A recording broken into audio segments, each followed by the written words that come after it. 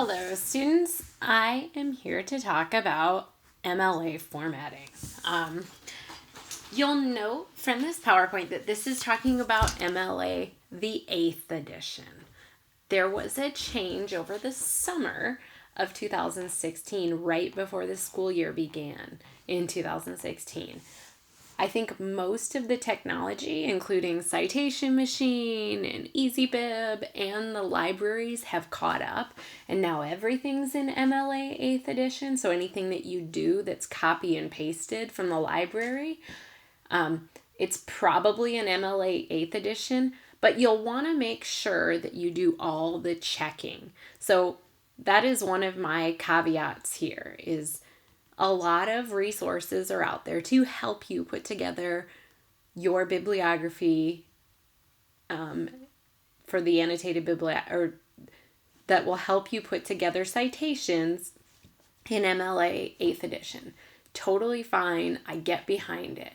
However, sometimes they are wrong. Sometimes they are incorrect. Sometimes they are in different editions.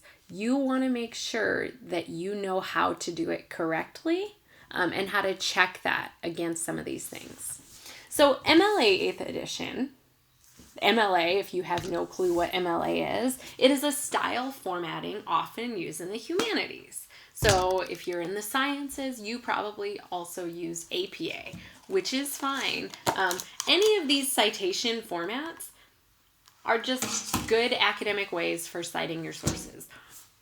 They're a formula that you put your sources in, basically. That's why a lot of these things have become so automated through the libraries or through EasyBib, and that's fine. You just want to make sure that you know the first equation, and that's what we're looking for here in MLA.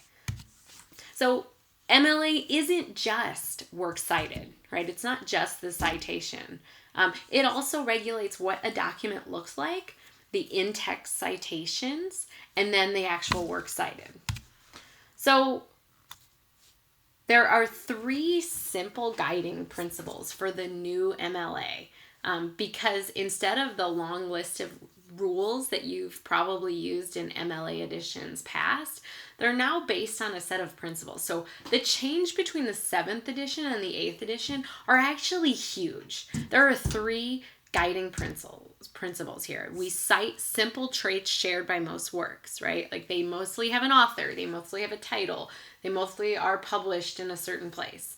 There are actually a couple different ways to cite the same source, and your documentation must be useful to readers. So it's actually harder to get this wrong than it used to be. You'd have to be putting it almost in a different citation format or in like MLA 7th edition to really get your citations wrong.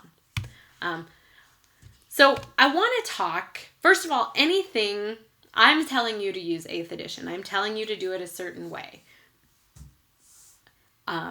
In another class, if your instructor said, no, I want you to use 7th edition, or I want you to use 8th edition, but I want you to always use the URLs, right? That's fine. Your instructor, myself, an instructor for any different class, follow their guidelines, right? This is probably a good thing for all of life. Same thing with your boss in work. You know, if they ask you to do something, follow their guidelines because they're the ones directing it and they're the ones assessing it and grading it. So you're going to want to follow their format. Unless you're, trying to be a rebel and part of the resistance or something, I condone it only insofar as I don't have to grade it. So looking at document format, an MLA paper should be typed on white paper, which you guys don't have to worry about printing things out because you're online. Everything needs to be double spaced. It should be 12-point font, Times New Roman or something simple, something similar, so something very straightforward. Leave only 1 space after all punctuation, so commas, semicolons, periods. All the margins need to be set to 1 inch. And then the first line of paragraphs need to be indented to 1/2 inch. An MLA paper should have a header with page numbers located in the upper right-hand corners. use italics for titles, and then endnotes, if you use them, go on a separate page before the works cited list. That's, save it for the future. Okay. The first page, so the first page of an MLA paper will have, we don't have title pages. We still double space everything. So in the upper left-hand corner, you will put your name, the instructor's name, the course, the date. The title of your paper gets centered, and then you'll create a header in the upper right-hand corner with your last name and page number. So it will look like this, right? That's exactly what a first page of an MLA paper should look like. Now, I want to talk a little bit about in-text citation. I know that this annotated bibliography, you're not required to do any quotations. And in fact, you're probably hindered from doing it because quoting sources lengthily in your in-text in your annotation is frowned upon, because really it's you describing your sources, not the sources describing it. But I want to talk a little bit about in-text citation because I think it's just an important thing to have. So it's a reference in the text that indicates the source you consulted. It looks something like this, right? So look at the corresponding works cited entry. It corresponds to the first word in the works cited entry. So here it's the author's last name. Now, in this sentence, they only use the page number because the author's last name was already used. So they just use the page number. Here, they didn't already use the author's last name in the sentence, so they use the author's last name and the page number. And here, it's just it's actually a paraphrase, and they already used the author's name, so it's right there. They just use the page number. Now, if they didn't have page numbers, so say for instance, this was an internet source and it doesn't have page numbers, not a article written and put on the internet. Like a lot of the scholarly journal articles still have page numbers, but they're online. They're accessed online. Whereas if you were looking up a New York Times article that was published solely online, it doesn't have a page number. So you just do the author's name. Okay. So same thing here. For the following print source, it looks something like this, right? And there's a lot of different instances. So what if it didn't have an author? What if it didn't have pages? And for special instances, I urge you to use the Purdue Online Writing Lab. So if you just Google Purdue OWL, you can look up some of these special instances. Again, this is in-text citation. In terms of quotes, this is what it should look like. These are short quotes, okay?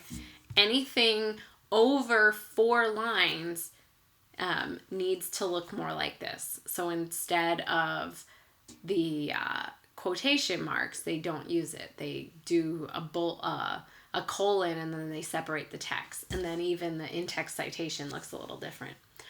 You should not have to worry too much about quotes in your annotated bibliography. I tell students to limit to 1 sentence at most. So especially long quotes won't hinder you. But if you are quoting directly, you still need to use in-text citation.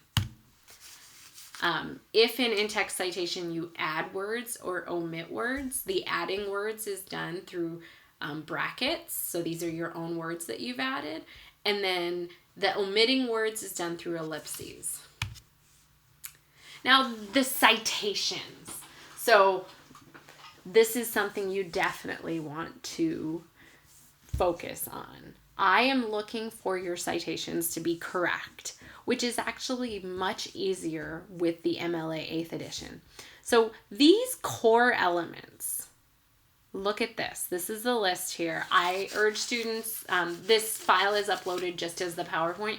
I urge students to keep this list right here with them because this is what the citation looks like. And after every core element, it shows what kind of punctuation needs to be there. Author, period. Title of source, period. Title of container, comma. Other contributors, comma. Version, comma. Number, comma. Publisher, comma. Publication date, comma. Location, period. Author. right? Begin, author's last name, followed by a comma, Barron, comma, Naomi S., period. Done. Title of source. Books and websites should be in italics. Okay? So this is books. These are books. This is a website and this is a book. That's the title. Periodicals, journals, magazines, and newspaper articles, television episodes, and songs should be in quotation marks. So this Beyonce song, quotation mark. Again, this article, quotation mark. Title of container. So the title of the container means where is this episode, where is this article located? Here, the future of the book, right? Title of container, comma. Title of container, so many books, comma. Pretty Little Liars, comma. Other contributors. So this one here, translated by. Some works have translators. Created by, performance by. This one, with an introduction by. That's another contributor. Version, if it is an edition of a work included in your citation. So the Bible, the version is the Authorized King James Version. This book is in its 7th edition, right? Director's cut. The number, if it is part of a numbered sequence, such as a multi-volume book or journal with both volume and issue numbers, they must be listed. So here, PMLA, comma, volume 128, comma, number 1, comma. Season 4, episode 10, volume 5, okay? It's 2 o'clock. So now if there's a publisher, if the publisher produces or distributes the source to the public, if there is more than one publisher, they're relevant.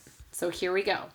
Carnegie Museum of Art, Oxford University Press, 20th Century Fox. All of those are the publishers. The publication date. That's after the publisher. So publication date here, spring 2008, 1999 here. Location. Be as specific as you can in identifying a work's location. So, excuse me. Here, the Atlantic. Here's the location. New York is here. There's not a location here. Actually, there is. Excuse me. So the location is the page number. This location here is the website. This location is New York, right? Other optional elements, original date of publication. So if you are looking, right, so this Benjamin Franklin piece, if you wanted to locate it, to put the original date of publication, do it here. If you needed to do the city, you would do it there. London. URLs. Now, here's the other thing. I would like you to include URLs because for me, they're part of the location of this thing. So URLs, anything that you've accessed online, that's the location, is the URL. Okay. Date, DOIs, we don't need those. Date of access, again, I don't need those. Those are optional elements. Okay. So that's MLA in a nutshell. If you need more help, this Purdue Online Writing Lab is absolutely the most reputable source. Okay, our library has some stuff there, but just remember, go back to I would start with this here, and I would look at that for all of my citations, because this list of order and then the list of the different punctuations that go with them are really helpful. So, all right, thank you.